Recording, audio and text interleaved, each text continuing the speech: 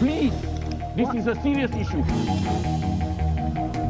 Bukan semua perkara yang dikatakan sebagai naluri itu adalah satu sebab untuk kita mengatakan ia benar.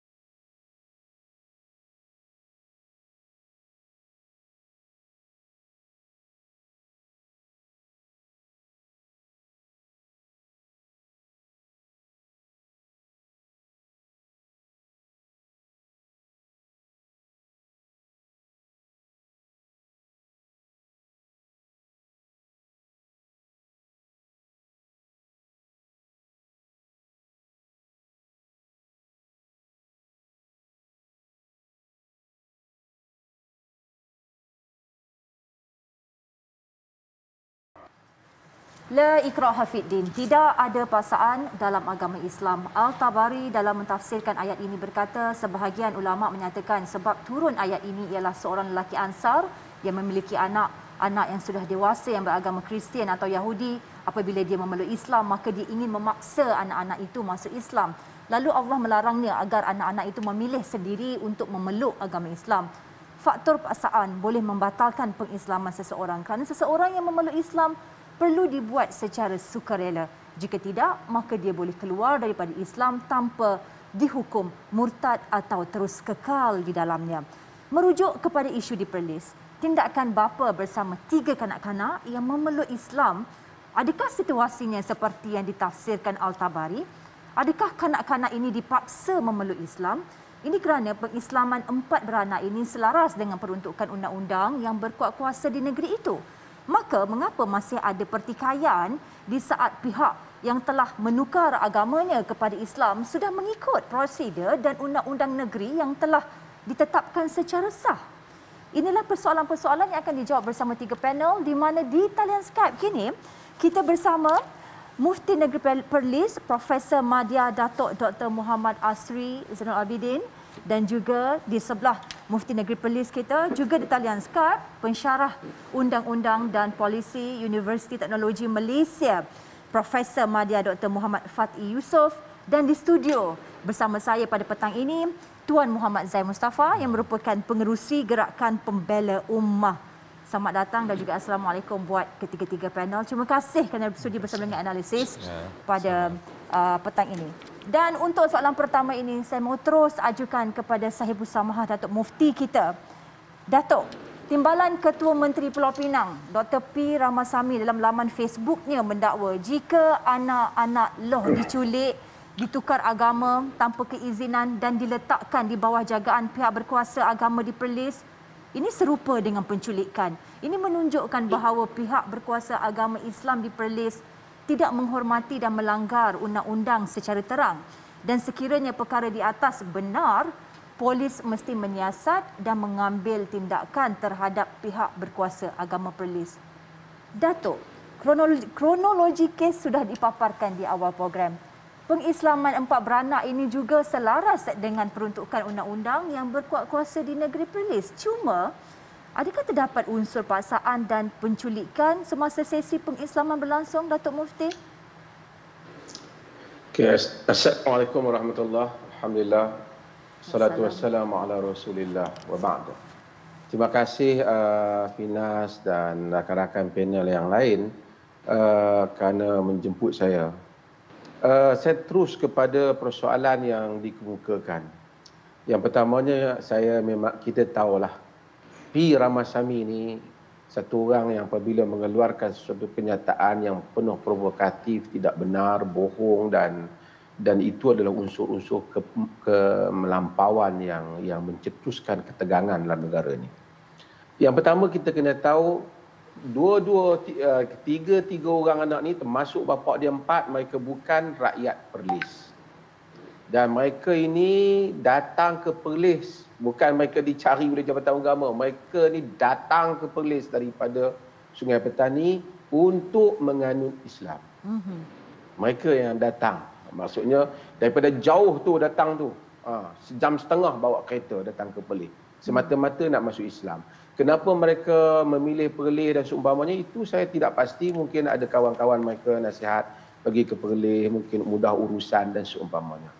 Dia datang membawa dengan 3 orang anak ni pada bulan Julai 2020.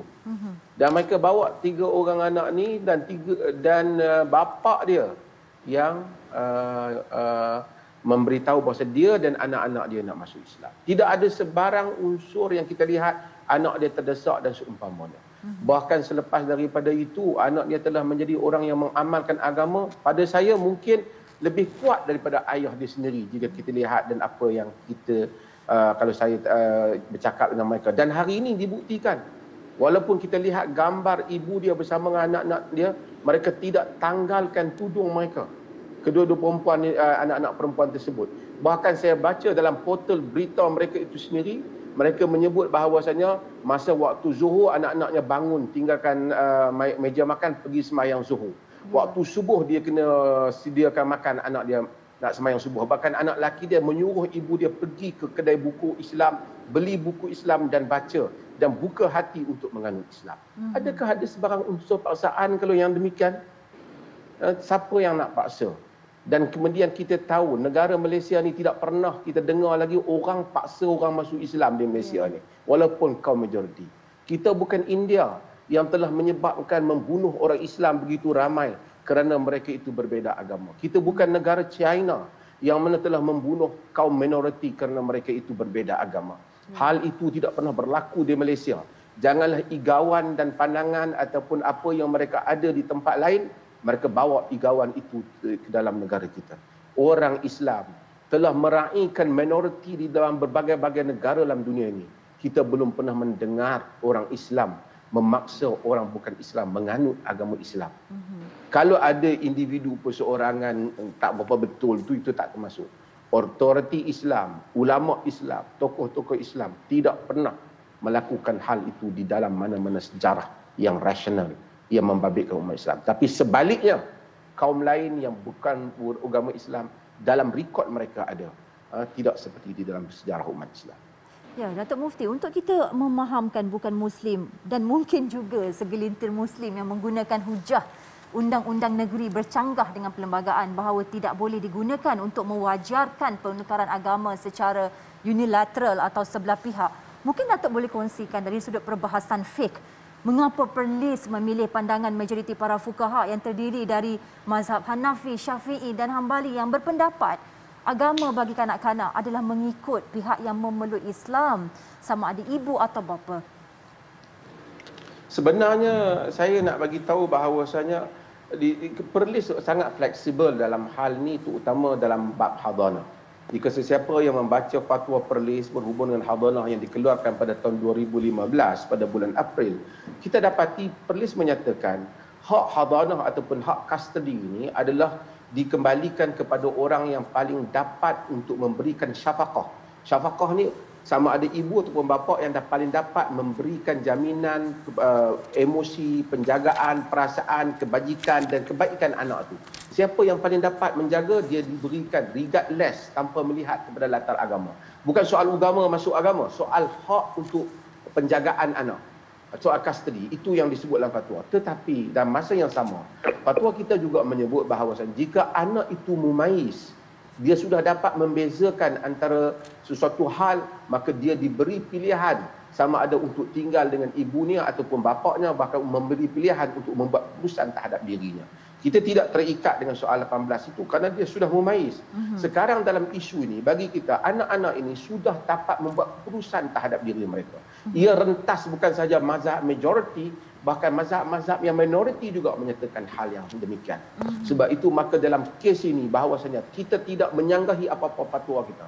Bahkan kita begitu rasional. Kita tak petikai mak dia jaga. Kerana kita dalam fatwa pun hal tu. Bahkan kita yang menghantar pada 14 hari bulan Februari pada hari Isnin, kita telah menghantar 3 anak ni kepada mak dia. Tapi kenapa mak dia tidak ambil ketika itu, ketika kita hantar di balai kangar? Kerana apabila dia kata anak dia kononnya dicolek, of course tak ada cerita colek itu pun. Cuma ustazah itu bimbang keselamatan dirinya dan anak-anak, bawa kepada tempat yang asal yang telah mereka menganut Islam. Kerana ustazah itu ambil mereka di tengah jalan. Maksudnya dah di tengah cerita, bukan daripada awal cerita Islam mereka. Jadi dia kembali pada polis dengan pihak otoriti. Kita telah bagi pada dia balik. Kenapa dia tak ambil ketika itu? Dia tidak ambil kerana anak-anaknya enggan mengikutinya. Dan itu kita lihat dalam live mereka sendiri, akui anak-anaknya. Cuma dia ketuduh seolah-olah anak-anaknya ada pihak yang menuduh kononnya hypnotize dan seumpamanya. Tapi sebenarnya kerana anak-anaknya enggan mengikutinya. Kerana anak-anaknya enggan mengikutinya. Kemudian apabila ada keputusan mahkamah, kita tidak terkejut kerana kita daripada awal memang serah dia. Cuma kita ingin memberi kita nak jaminan anak-anaknya dapat terus mengamalkan Islam yang menjadi pilihan mereka tanpa paksaan. Kerana mereka mengucap dalam keadaan mereka waras, sedar, mumaiz dengan ucapan yang benar, iaitu asyhadu an la ilaha illallah wa asyhadu anna Muhammadar Rasulullah. Baik, saya suka nak berkongsi keputusan muzakarah Jawatankuasa Fatwa Majlis Kebangsaan bagi hal ehwal agama Islam Malaysia kali ke-87 yang bersidang pada 23 hingga 25 Jun 2009 telah membincangkan status agama anak bawah umur selepas salah seorang pasangan memeluk Islam. Muzakarah telah memutuskan jumhur ulama telah bersepakat bahawa apabila salah seorang ibu atau bapa memeluk Islam, agama anak di bawah umur juga adalah Islam dan penjagaan anak hendaklah diletakkan di bawah ibu atau bapa yang beragama Islam. Namun Dr. Fathi, sejauh mana institusi fatwa ini mempunyai kesan perundangan dalam setiap fatwa yang dikeluarkan? Adakah kedudukan fatwa dilindungi undang-undang, Doktor? Ya, Assalamualaikum warahmatullahi wabarakatuh. Terima kasih Syafinas, rakan-rakan ahli panel, Sahibus Samahah, Datuk Dr. Asri dan juga Cikgu Muhammad Zaid. Pertamanya saya tertarik dengan perbincangan awal yang disentuh oleh Sahibus Samahah Mufti tadi berkaitan dengan hak untuk menganut agama. Saya kira ini satu persoalan yang universal, yang tidak boleh dipertikaikan oleh sesiapa, kerana di dalam Universal Declaration of Human Rights perkara 18, begitu juga di dalam perlembagaan kita mengiktiraf hak untuk memeluk agama, kerana manusia mempunyai kemampuan untuk berfikir, menilai, dan daripada kemampuan untuk berfikir, menilai itu sepatutnya diberikan hak untuk memeluk agama pilihan. Dan soal umur 18 tahun itu bagi saya itu soal yang boleh dibincangkan. Takkanlah umur 18 baru boleh berfikir, tidak logik. Kanak-kanak bila sampai umur tertentu mereka boleh membuat penilaian, boleh membuat penentuan, dan kita sewajarnya tidak menyekat kebebasan mereka untuk memilih agama sesuai dengan kefahaman yang sebenar. Dan saya percaya berdasarkan fakta kes yang ada di hadapan kita, tidak ada unsur paksaan, dan ia dilakukan berteraskan kepada kerelaan diri. Dan berkait dengan fatwa yang telah diputuskan, saya tertarik sebagaimana yang kita tahu di dalam negara kita telah diputuskan fatwa yang berhubung dengan kedudukan agama bagi anak-anak yang memeluk Islam. Kita tahu di dalam keputusan fatwa telah ditetapkan bahawa kanak-kanak yang walaupun berumur bawah 18 tahun, apabila salah seorang daripada ibu bapa mereka mengajak mereka untuk masuk Islam, maka pengislaman itu sah. Dan penjagaan kanak-kanak pula dari sudut hak untuk penjagaan diserahkan kepada ibu bapa yang Islam. Dan saya kira ini satu prinsip yang penting berdasarkan kepada konsep maslahah demi kepentingan anak-anak itu sendiri, dan juga sesuai dengan kepentingan atau tanggungjawab untuk menjaga akidah. Dan di dalam negara kita, fatwa itu mempunyai peranan yang penting. Kita ada asas dia, kerana proses fatwa itu melalui satu tindakan-tindakan atau proses yang kita katakan begitu teliti, melalui perbincangan pihak-pihak yang mempunyai kewibawaan dari sudut ilmu, kemudiannya diiktiraf melalui naungan di pihak sultan dan sebagainya, dan ia dilakukan melalui proses undang-undang yang betul, melalui warta dan sebagainya. Ia bukan pendapat di tepi jalan dan sebagainya. Fatwa ini adalah satu pendapat yang sangat kukuh dari sudut prinsipnya. Dan apabila ia telah diwartakan di dalam sesebuah negeri, maka ia menjadi satu peraturan yang mengikat penduduk Islam di dalam negeri berkenaan. Dan dalam konteks mahkamah kita pula pernah berlaku di dalam beberapa kes, mahkamah membuat rujukan kepada fatwa. Kalau siapa masih ingat di dalam kes yang melibatkan pendaftaran nama bagi bin Abdullah, di dalam kes itu mahkamah membuat rujukan kepada fatwa. Bermakna fatwa juga adalah salah satu sumber yang menjadi rujukan bagi mahkamah sivil. Dan tentunya bagi mahkamah syariah ia merupakan satu sumber yang mengikat mahkamah syariah.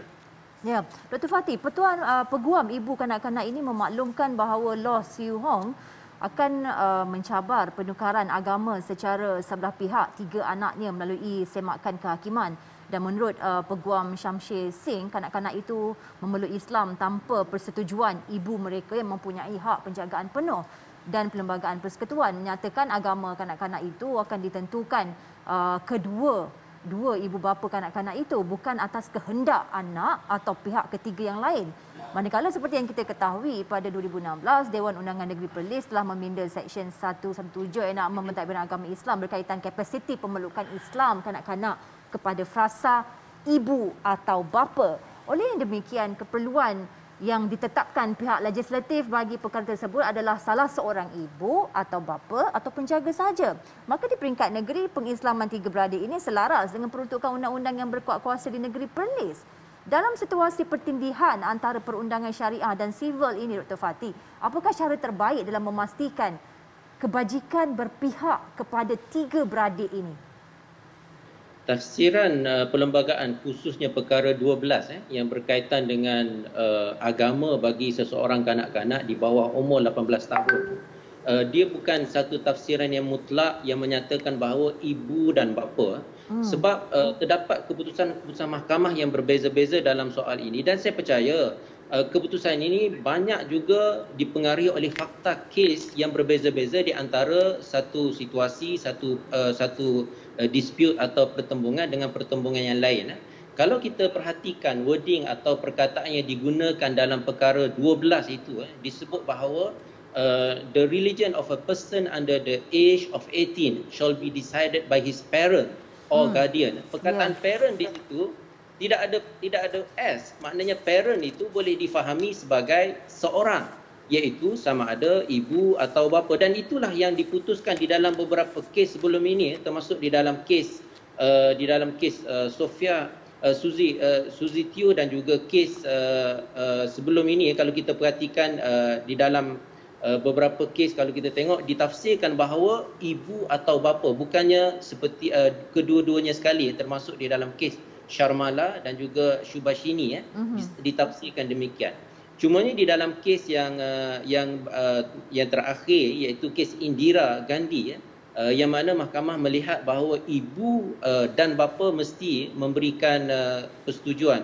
Dan saya lihat kes ini mestilah dilihat berdasarkan fakta kes itu sendiri, kerana di dalam fakta kes kita dapati terdapat elemen-elemen paksaan, dan ada juga yang dianggap sebagai satu proses penculikan dan sebagainya. Dan saya percaya sesuatu kes yang berlaku, termasuklah apa yang kita hadapi sekarang, tidak boleh kita anggap bahawa satu tafsiran saja yang perlu diguna pakai. Dan saya perhatikan di dalam undang-undang negeri juga mempunyai pengaruh yang besar. Sebagaimana kita tahu di Perlis berbeza dengan Selangor, berbeza dengan Pulau Pinang, yang mana Perlis secara jelas di dalam Seksyen 117 enakmen pentadbiran agama menyebut bahawa pemelukan agama sama ada ibu atau bapa. Saya percaya itu satu peruntukan yang jelas, menyatakan bahawa sama ada ibu atau bapa. Dan di dalam soal ini, mahkamah perlu melihat sesuatu kes itu secara keseluruhan, dan tidak melihat kepada prinsip yang jumud ataupun rigid di dalam mentafsirkan perlembagaan. Ya, sebelum kita berhenti berehat ini, saya ingin mengajukan soalan kepada Tuan Zai berkenaan dengan dalam situasi tegang seperti sekarang.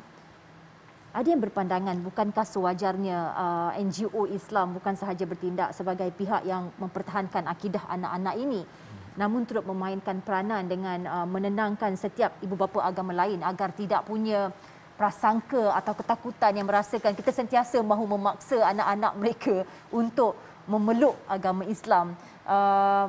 Bukankah kebimbangan ini wajar disantuni dengan penjelasan yang penuh hikmah? Kita minta Tuan Zai jawab selepas kita berhenti rehat seketika. Analisis berat seketika.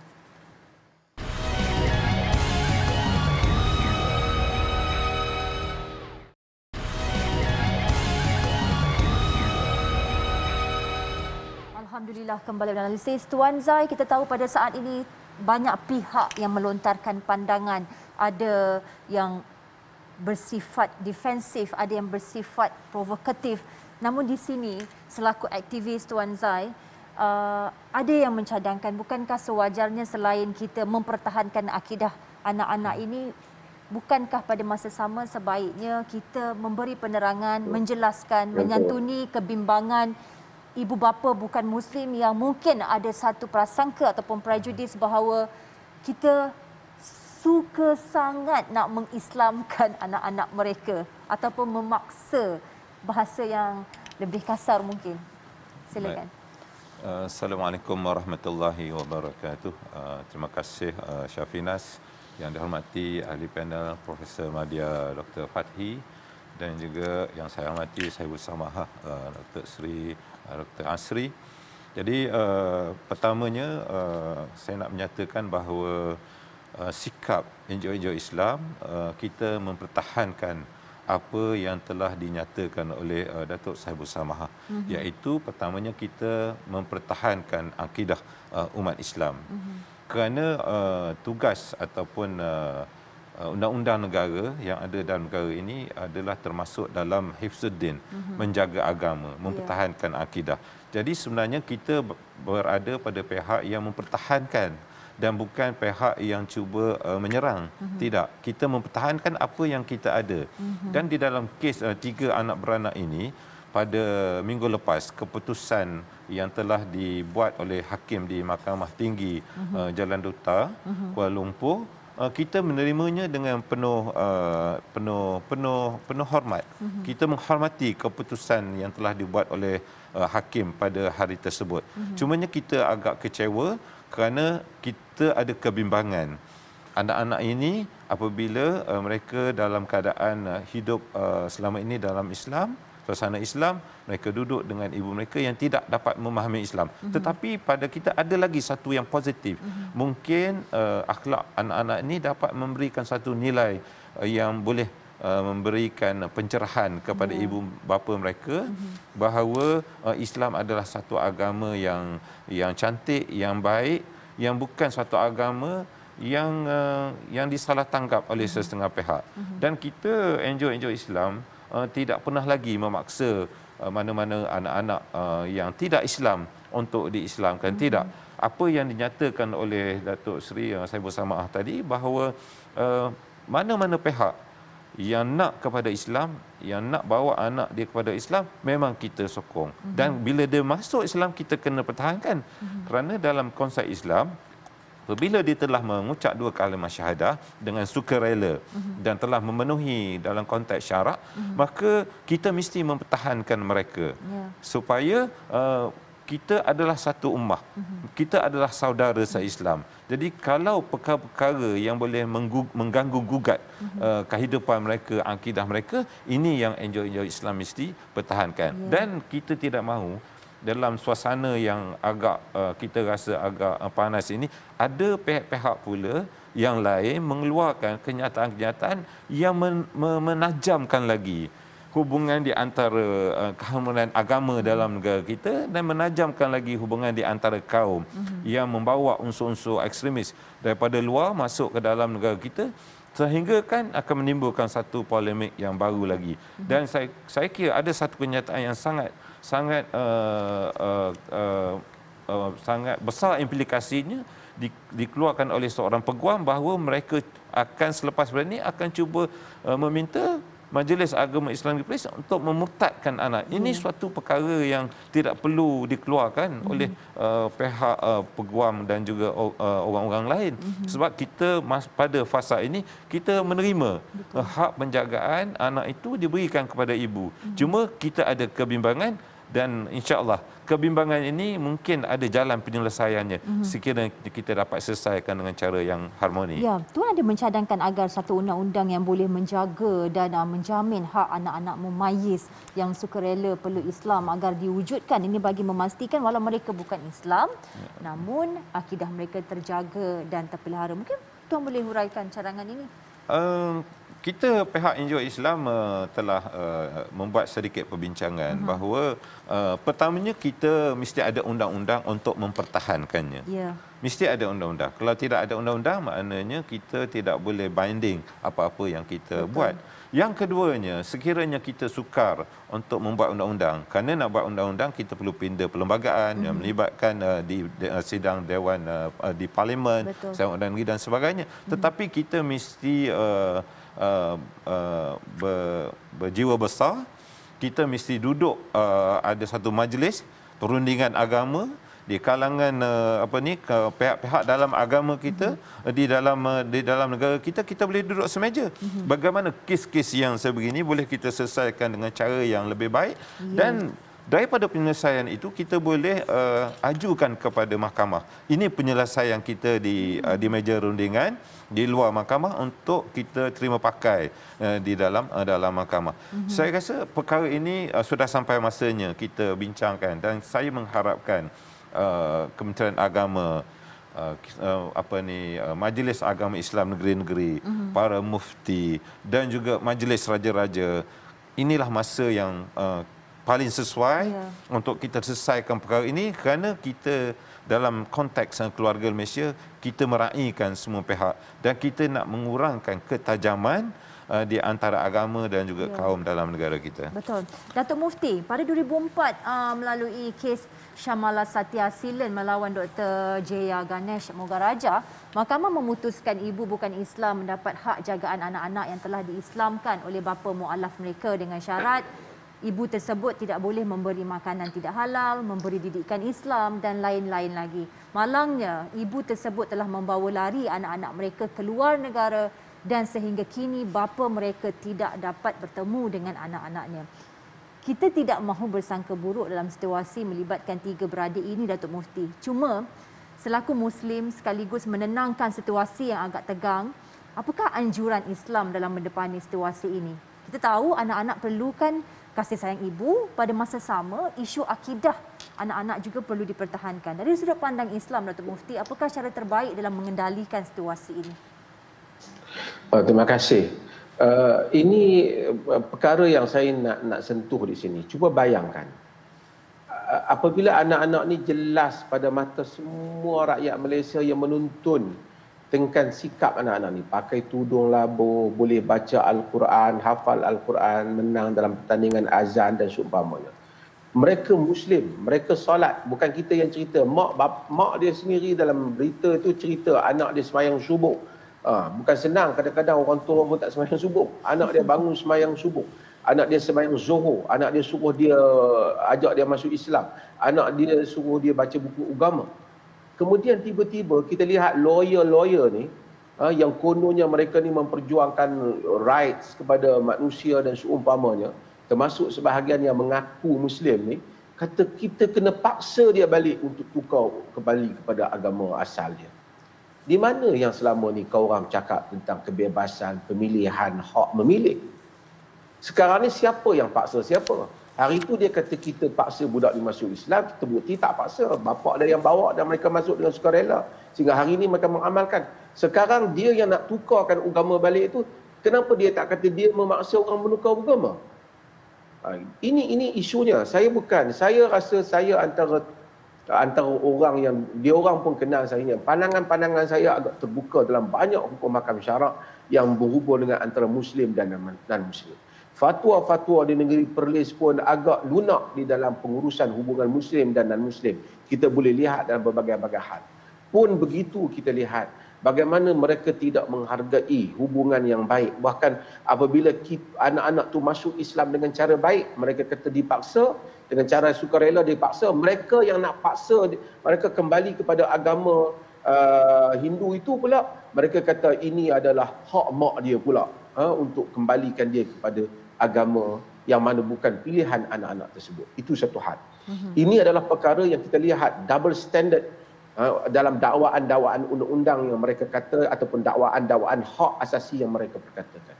Kita sebagai orang Islam dalam hal ini, saya apa yang saya menjadi harapan saya dan harapan orang Islam ialah memberikan hak kepada mereka ini untuk menganut agama Islam. Tidak boleh dipaksa mereka. Tidak boleh untuk ditekan mereka. Tidak boleh dilakukan tindakan-tindakan yang ganas, yang menakutkan anak-anak ini. Mereka sudah 14 tahun.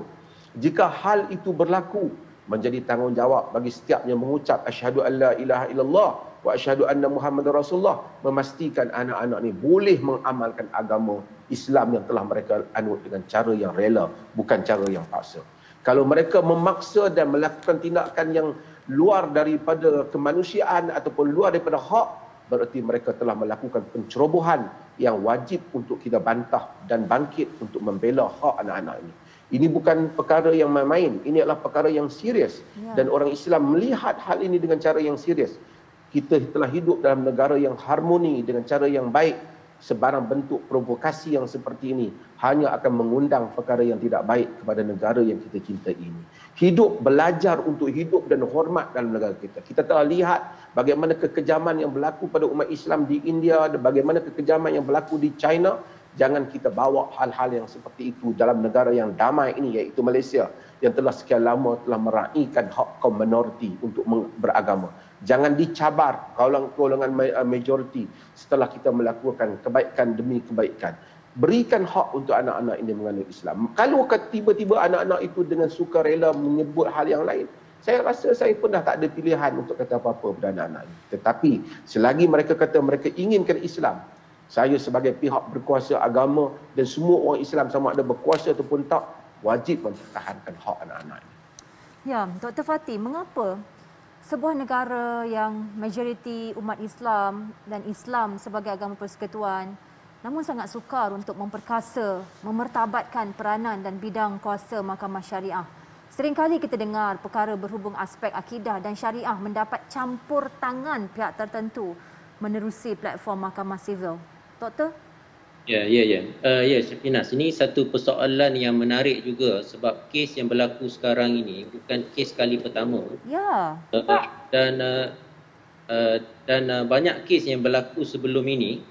Dan kalau kita perhatikan bukan saja soal yang berkaitan dengan akidah ataupun soal penjagaan anak-anak ini, tetapi juga kita berdepan dengan isu misalnya baru-baru ini berkaitan dengan bidang kuasa mahkamah syariah untuk melaksanakan semakan kehakiman dan juga beberapa kes yang lain yang saya percaya terlalu banyak kes yang melibatkan pertembungan antara mahkamah syariah dan juga mahkamah sivil. Persoalannya sampai bila pertembungan ini berlaku, dan saya percaya setelah kita 60 tahun merdeka sepatutnya soal ini sudah dapat diselesaikan. Dan kalau kita perhatikan apabila masalah ini berlaku secara berulang dan berulang, bermakna ada sesuatu kesilapan di dalam sistem kita. Dan dalam hal ini saya percaya kita perlu melihat kepada bagaimana wujudnya sistem ini, kerana di dalam negara kita ini kita mengamalkan sistem dualisme ataupun dua aliran yang berbeza di antara mahkamah sivil dan juga mahkamah syariah.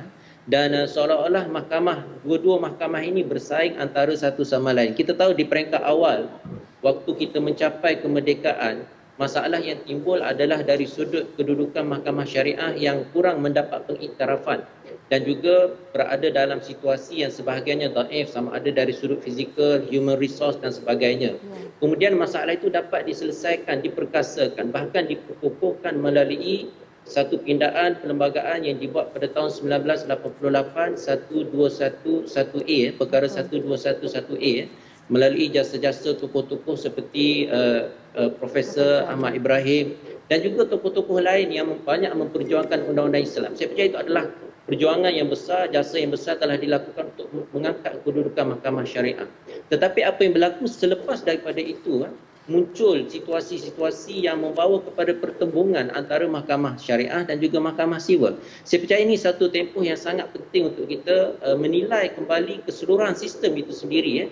Adakah kita masih ingin berada dalam sistem yang diperkenalkan oleh penjajah kalau kita lihat sejak daripada perjanjian Pangkul 1874 yang memisahkan kepada persoalan agama dengan persoalan yang lain di dalam kehidupan. Sehingga hari ini kita melihat bahawa seolah-olah mahkamah syariah itulah mahkamah Islam dan mahkamah sivil itu bukan mahkamah Islam.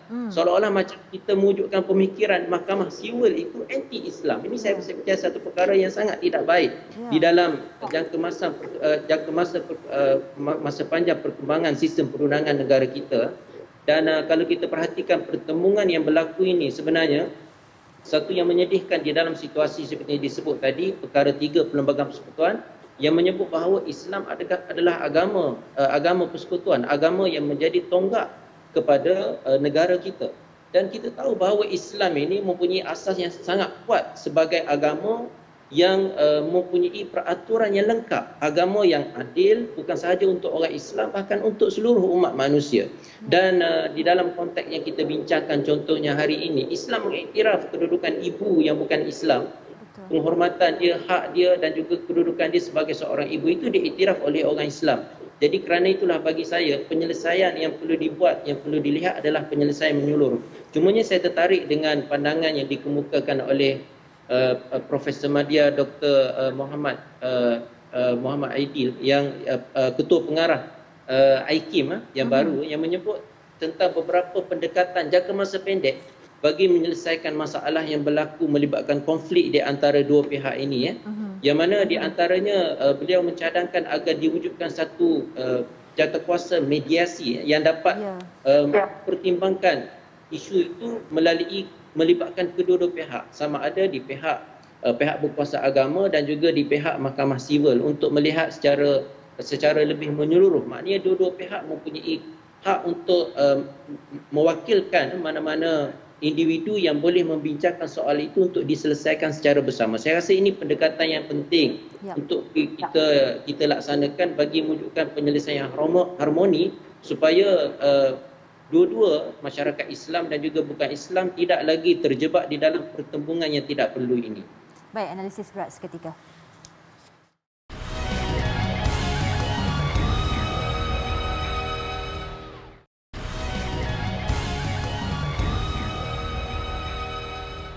Alhamdulillah, kembali analisis Tuan Zai.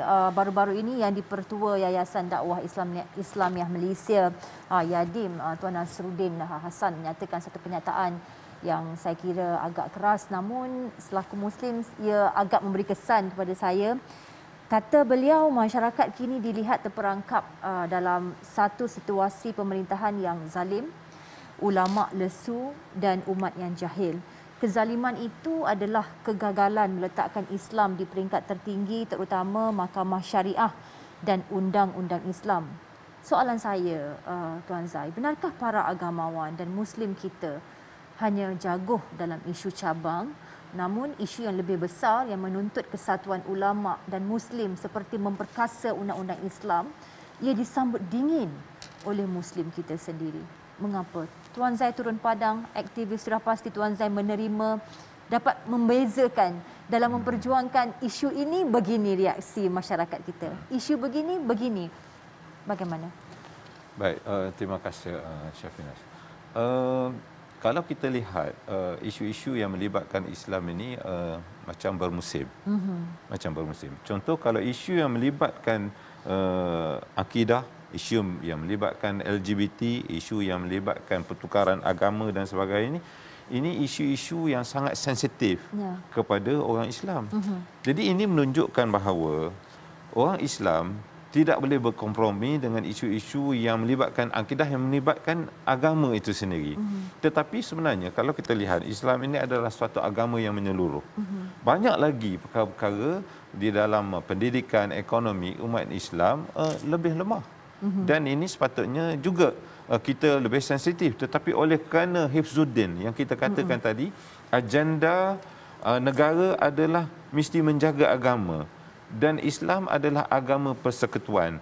Dan untuk menjamin Islam itu sebagai agama persekutuan, maka menjaga akidah orang Islam itu merupakan suatu perkara yang penting, yang dilihat penting, dan bila perkara-perkara yang terbit ataupun terkait dengan akidah seperti kes-kes yang begini, maka umat Islam akan dilihat macam melentinglah. Jadi saya kira untuk jangka panjang, untuk kita melihat komitmen kerajaan, komitmen perundangan, komitmen pihak-pihak yang terkait dengan Islam ni, supaya kita dapat merealisasikan suatu undang-undang yang boleh menjamin kekuatan dan kedaulatan Islam itu sendiri. Supaya nanti bila berlaku perkara-perkara yang sebegini, kita ada suatu undang-undang yang jelas dan kita tidak perlu lagi rasa risau dan bimbang. Undang-undang syariah dan juga undang-undang civil law ini akan berlaku compete. Yang akan dilihat nanti orang kata undang-undang syariah kalah kepada undang-undang civil. Undang-undang civil kalah kepada undang-undang Islam. Yang melibatkan nanti pertembungan yang membawa nanti pertembungan di antara dua pihak. Yang bukan Islam pergi kepada undang-undang civil, yang Islam pergi kepada undang-undang syariah. Jadi bila berlaku dua undang-undang ini bertembung, maka secara automatik akan berlaku dua jalur, dua blok dalam rakyat dalam negara kita yang melihat dari segi persepsi undang-undang. Oleh sebab itu, saya melihat bahawa sudah sampai masanya pihak-pihak yang tentu, dan saya sembah ampun kepada Yang di-Pertuan Agong kalau boleh dapat memanggil mesyuarat Majlis Raja-Raja untuk melihat isu ini adalah satu isu yang sangat penting, dan raja-raja adalah ketua agama Islam. Mufti-mufti menjadi penasihat kepada raja-raja Melayu.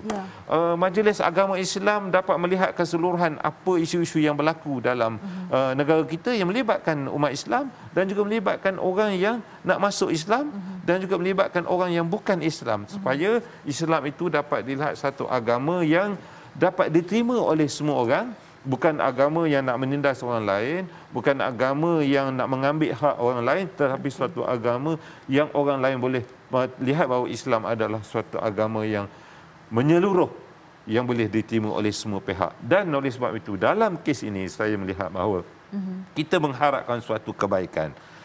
Anak-anak yang dapat maknanya ibu mereka dan mereka boleh pamerkan pendidikan Islam, ajaran Islam, bermuamalat cara Islam, beribadah cara Islam kepada ibu mereka, dan kita mengharapkan itu adalah dakwah anak kepada ibu mereka. Dan saya kira ibu mana yang tidak kasihkan anak bila melihat anaknya baik, bila melihat anaknya berakhlak, bila melihat anaknya bersopan santun. Saya kira ibu juga akan tersentuh dengan pendidikan Islam yang diberikan kepada mereka. Jadi saya kira kita umat Islam mesti mempamerkan suatu contoh dari sudut pendidikan dan juga dari sudut akhlak kepada orang yang bukan Islam. Islam adalah suatu agama yang sempurna untuk semua, dan orang yang bukan Islam boleh hidup aman damai dalam negara kita walaupun kita ada undang-undang civil dan undang-undang Islam yang saling melengkapi di antara satu sama lain. Baik, kesimpulan perbincangan kita selepas ini.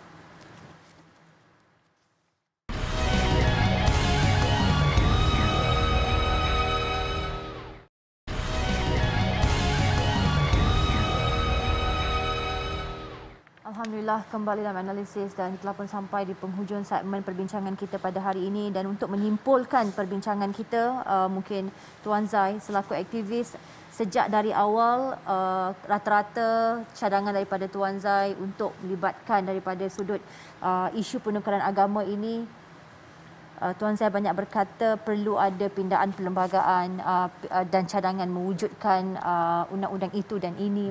Cuma soalan saya sebagai konklusi pada petang ini, adakah dalam isu penukaran agama ini kita hanya punya undang-undang sebagai solusi utama, di mana Ikatan Keluarga Malaysia dalam menyantuni isu sensitif begini? Mengapa rakyat kita sering menjadikan pihak puak pelampau ini sebagai hero dalam memperjuangkan bangsa mereka? Semangat perkauman, semangat kebencian masih tebal, sehingga pantang ada isu sebegini maka dia akan meledak sehingga menjadi satu polemik dalam negara. Silakan. Baik. Terima kasih Syafinas. Saya nak berbalik kepada isu 3 anak ini. Yang pertamanya saya minta maknanya ibu Puan Loh dan juga pihak-pihak yang berada di belakang Puan Loh menghormati keputusan yang telah dibuat oleh anak 3 beranak ini. Sebagaimana kita menghormati keputusan mahkamah yang memberikan hak penjagaan kepada beliau. Yang keduanya, inilah masa yang terbaik. Kes selepas daripada ini kita mengharapkan Puan Loh tidak membuat semakan ataupun mencapar keabsahan Islam yang telah dianuti oleh anak-anak tersebut. Dan pihak berkuasa juga, sama ada pihak berkuasa Majlis Agama Islam Negeri ataupun JAKIM ataupun pihak yang berautoriti maupun Majlis Raja menubuhkan satu jawatan kuasa dan mengambil kes ini sebagai satu kes pilot project. Bagaimana untuk kita memediasikan kes ini supaya kita ada perundingan. Pertama, kita berunding dengan ibu. Kemudian kita berunding dengan anak, kita berunding dengan ayah, dengan pihak-pihak yang berkepentingan supaya kes ini menjadi satu kes contoh dalam negara kita bagaimana kita nak menguruskan pertelingkahan di antara dua ibu bapa dalam soal hak penjagaan anak-anak dan juga soal hak agama yang telah dianuti oleh anak dan juga ayah mereka. Jadi pada saya dalam konteks keluarga Malaysia, undang-undang memang kita boleh ikut, tetapi dari sudut perbincangan, dari sudut perundingan, dari sudut kita menjaga keharmonian di antara agama, di antara kaum, dan kita sebenarnya tak ada satu jawatan kuasa ataupun sekretariat ataupun suatu tim yang ditubuhkan untuk kita mencari penyelesaian peringkat awal dalam kes yang sebegini. Mahkamah bukanlah satu-satunya jalan yang kita kata tuntas, yang terakhir. Tetapi proses-proses sebelum mahkamah dan selepas mahkamah itu kita boleh jalankan supaya dapat mereka itu melihat apa sebenarnya isu. Baik. Apa sebenarnya masalah. Dan dia tidak dapat nanti diambil alih oleh pihak lain sebagai satu kesempatan yang saya kira sebagaimana yang disebut tadi, orang luar ambil kesempatan mengeluarkan pelbagai kenyataan-kenyataan sehingga kan dia menimbulkan isu-isu yang tidak haram ini dan isu-isu keselamatan dalam negara kita. Terima kasih Tuan Zai. Dr. Fatih, silakan. Menyimpulkan perbincangan kita. Isu yang berlaku ini kalau kita perhatikan pada asalnya adalah isu yang melibatkan individu dan juga keluarga.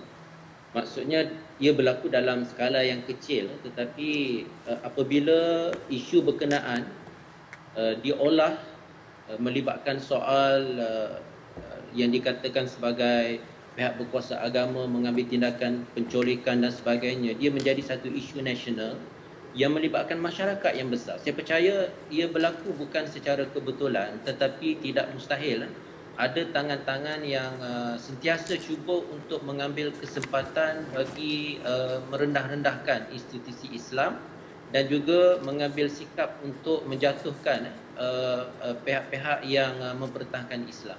Dan bagi saya ini satu tindakan yang sangat tidak bertanggungjawab dan pihak-pihak yang terlibat perlu menghentikan langkah-langkah yang boleh mencetuskan pertembungan di antara masyarakat di dalam negara kita. Itu yang pertama.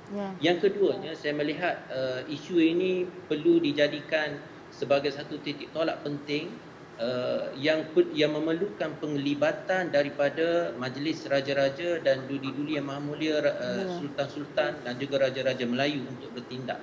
Kerana isu konflik di antara bidang kuasa syariah dan juga sivil ini merupakan isu yang berkait rapat dengan kuasa agama Islam yang ada di bawah bidang kuasa Raja-Raja Melayu, yang ia tidak dapat diselesaikan melainkan dengan campur tangan daripada institusi peraja. Saya percaya ini satu langkah yang penting yang perlu dilakukan dalam masa terdekat.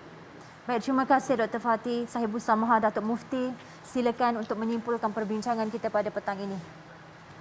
Terima kasih Finas.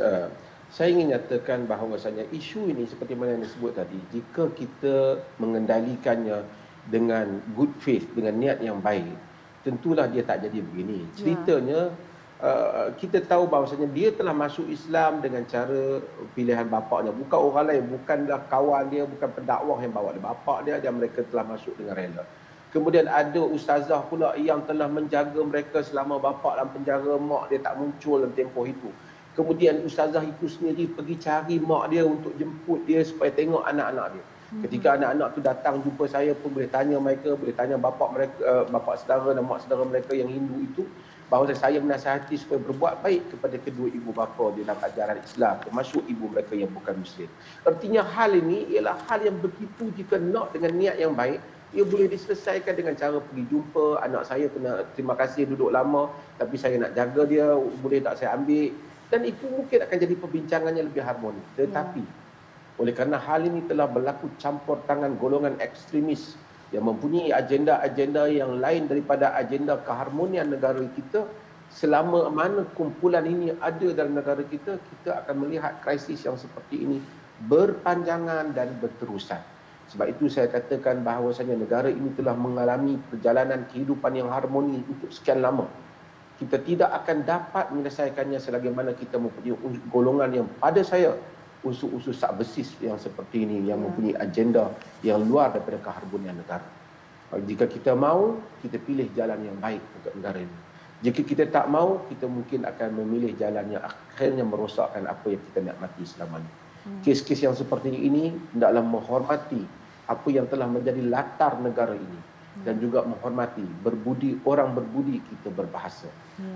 Umat Islam negara ini telah berbudi, eloklah mereka juga berbahasa dengan cara yang baik, dan kita telah dapat hidup dengan baik jika kita ingin mencari penyelesaian yang baik, insya-Allah. Terima kasih. Terima kasih kepada Sahibul Samaha Mufti Negeri Perlis, juga Profesor Madya Dr. Muhammad Fatih Yusof dan juga Tuan Zai kerana sudi hadir dan memberi pencerahan serta ilmu dalam topik yang kita bincangkan pada petang ini. Menyimpulkan perbincangan, kita tahu penyelesaian kepada pertikaian ini bukanlah satu perkara yang mudah. Sudah sekian lama negara berdepan dengan pertindihan antara perundangan syariah dan sivil. Ada yang berpandangan dalam memutuskan kes-kes sebegini, para hakim hendaklah menggunakan kebijaksanaan yang tinggi dengan mengambil kira kedudukan agama Islam seperti mana yang diperuntukkan dalam perkara 3/1 Perlembagaan Persekutuan. Namun dalam memastikan pertikaian hari ini tidak lagi berulang pada masa depan, sudah banyak cadangan dilontarkan pakar-pakar perlembagaan negara, iaitu pindalah Perlembagaan Persekutuan. Suka saya memetik kata-kata Datuk Salih Buang, salah seorang pakar perlembagaan negara, yang menyatakan jadual ke-9 Perlembagaan Persekutuan berhubung hal ehwal Islam kini terlalu sempit sehingga membataskan bidang kuasa Mahkamah Syariah dan membuka ruang ia dicabar. Umat Islam tidak boleh dipersalahkan jika cuba meminda jadual ke-9. Apa yang salah adalah jika tiada usaha untuk menambah baik taraf Mahkamah Syariah. Mungkin negara saat ini memerlukan sosok tubuh seperti Allahyarham Profesor Emeritus Tan Sri Ahmad Ibrahim, pemimpin undang-undang Islam di Malaysia yang berjaya memisahkan kuasa Mahkamah Sivil dan Mahkamah Syariah melalui pindaan perkara 121/1A pada 1988, sekaligus diiktiraf sebagai bapa sistem perundangan Malaysia, juga peguam tragedi Natrah. Dengan itu sekian analisis saya, Fina Sinus. Assalamualaikum warahmatullahi wabarakatuh. Assalamualaikum.